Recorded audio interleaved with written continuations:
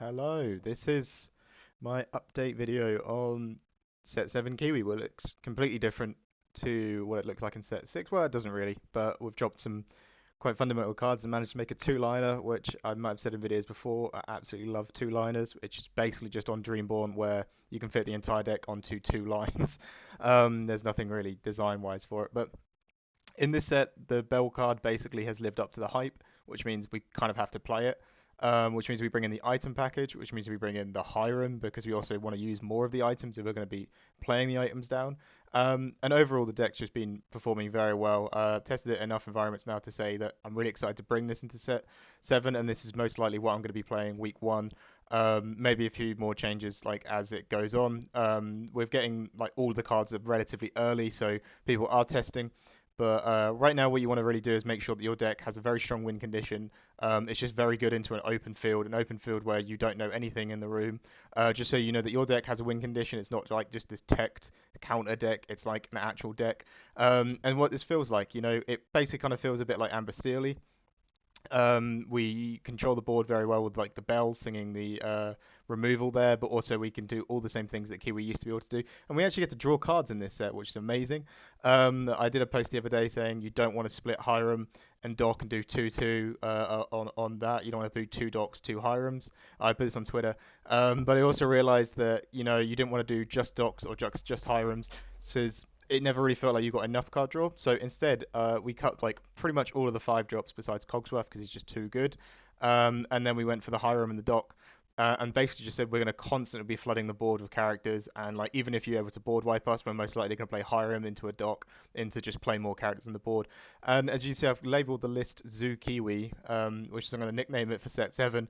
I guess it's not really a Zoo deck. If anyone knows what Zoo decks are, it's just you play a deck where you get to cheat out characters, usually very cheap characters for a cost. So my experience of Zoo decks was in Hearthstone, where you had Zoolock, which is the Warlock deck, and you were able to cheat out characters by damaging your hero. And so if you took 3 damage, you could play a character for a cheap cost or for free.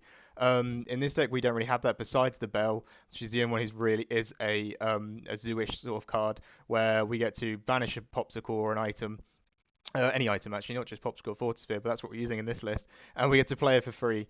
So it's really good. And why it feels like Zoo is I've been at points where they've completely wiped my entire board out.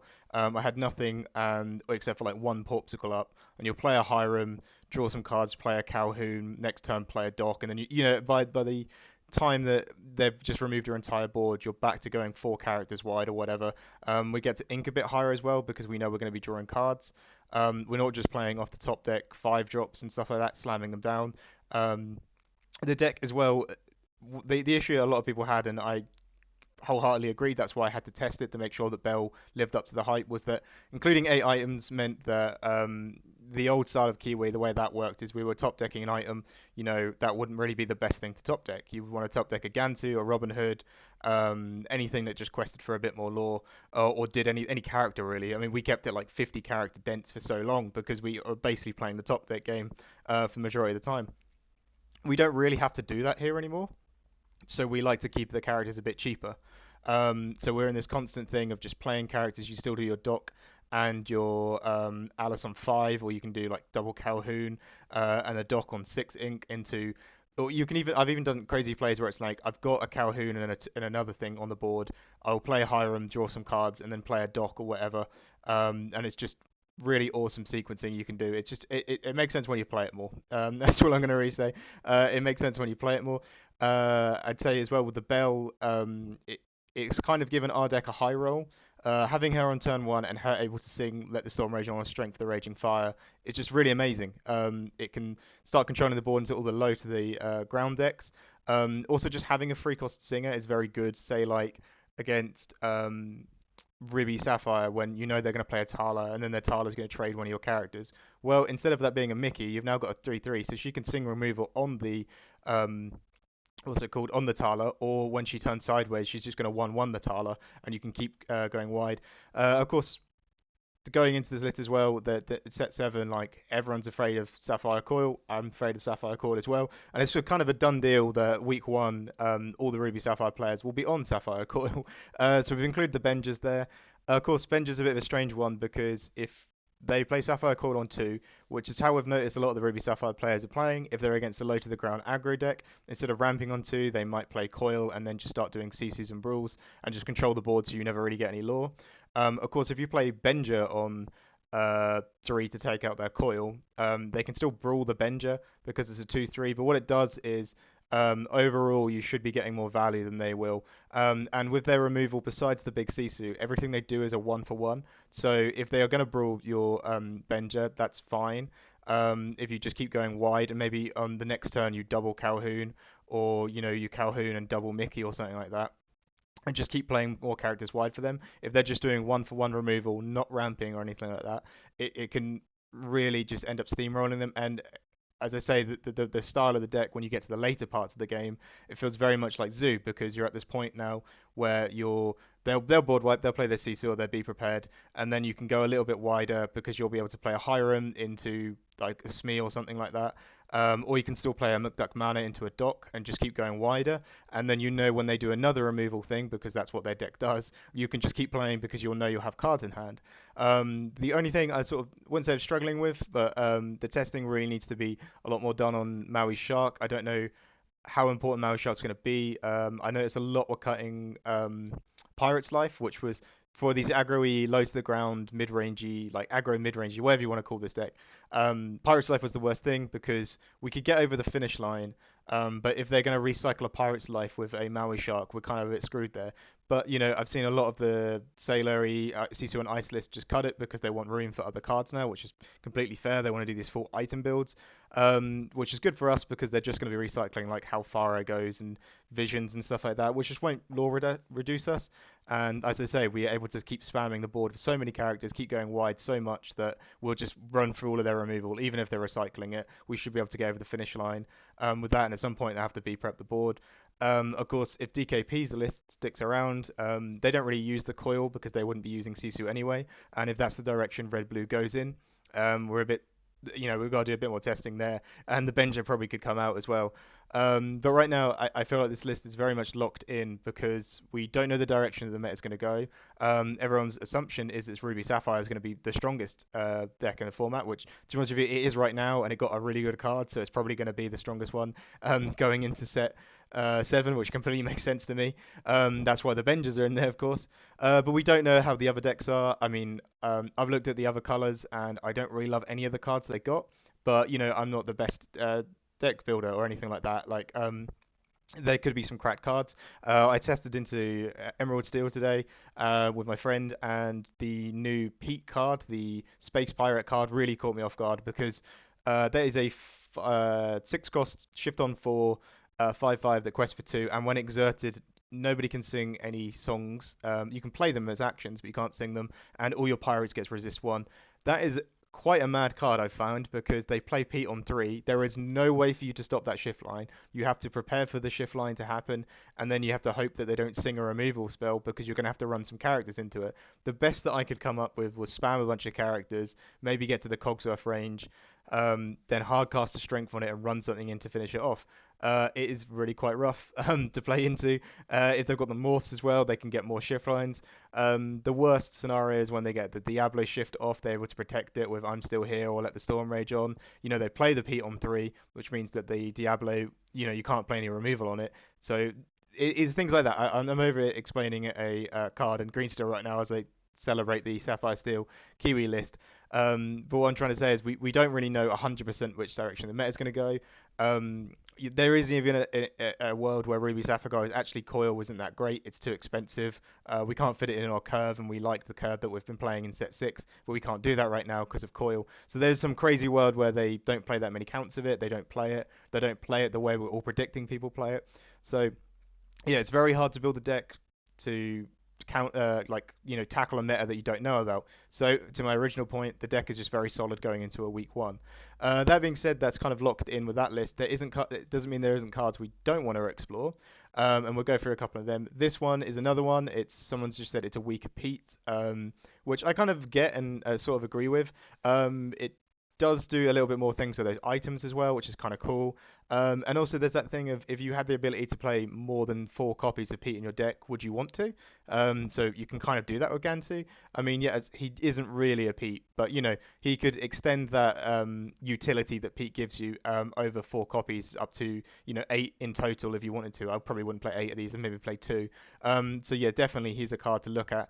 It's that thing of I've only managed to get like quite a good few hours of testing every day since all the cards have been released. But that doesn't mean that I don't know about including this card in my list would give me a positive win rate. My win rate is going to go up by just including this card. I don't know yet. All I can say is right now this list seems very solid and is performing very well in all my different testing environments. I've managed to do it in different remits as well because of course if you just sat there one person testing you could be like, well, I'm beating this person, but I need to get out of this testing circle. So we've done it in many different circles. We've got many other people as well in my testing group that have been trying the list out and trying different variations on it as well and saying they really like it. Shout out to Ray. I did a video of Ray not too long ago. Has a YouTube channel as well. I probably should put that in the description.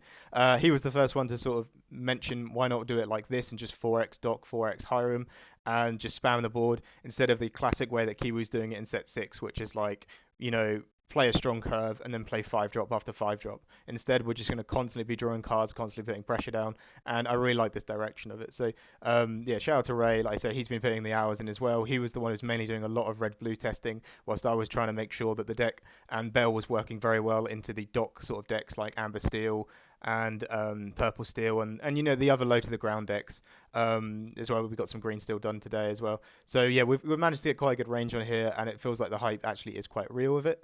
But then again, like it would including this card win that increase their win rate that much. Would have to see a bit more testing, as we'll do as the days go on. Lady Cluck is the one that I want to try, but I think putting her in this deck, putting another 5 drop in this deck that's not Cogsworth feels a bit strange right now. I mean, I know that's crazy because we've cut all the Gantus, which was a card that like I stood by so hard.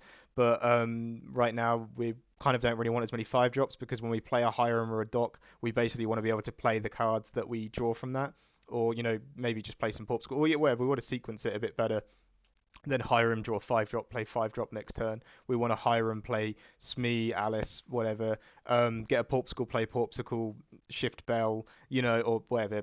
Banish item, Bell out. We want to do all those things. We don't really want to be playing um, into like Hiram into play a 5 drop. But I think she's really cool. I think if the meta for somehow ended up going very low to the ground and like Ruby Sapphire wasn't as big a thing, which is right now I think every deck has to think how do you beat Ruby Sapphire. I could definitely see Lady Cluck being played. If she was a 3/7, I think this card would be nuts. But because it's a 2/7 and you're basically by the time that you can afford to play it, there'd only be 1 or 2 turns off Big Sisu. Of course, you could just ink it for all the matchups and enjoy it in all the other matchups. But also, by the time you're at 5 ink versus Doc Mine, sometimes the winner of the match has been decided, or the direction that the winner is going to go in. So maybe she's just a bit too late. And Cogsworth overall is just better utility in my opinion, and it quests for 2. Yeah, Lady Cluck. If she quested for 2, or maybe like was a 3/7, I would just be like, oh, we needed that in day one.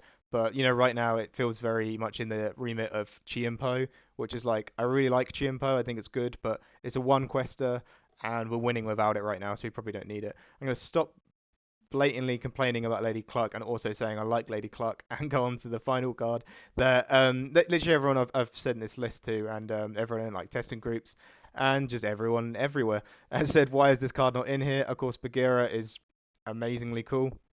Definitely going to find its way in there at some point. It's definitely going to need testing. But again, if we're going off this thing of we don't want that many 5 drops because we want to always be able to play Hiram Dock and then spam the cards, Bagheera doesn't really fit into that like deck design. So the card's really cool.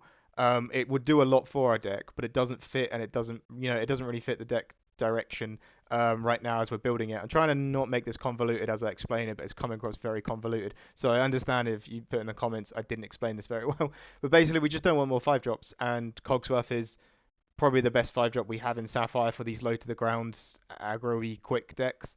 Because you play it and then you make every trade their way worse. The only thing I think this would be better into is Ruby Sapphire. So there's some real good reasoning to include it, maybe just as a 2x if we could find the room in there, because I don't really want Bagheera to become this overwhelming card in the deck.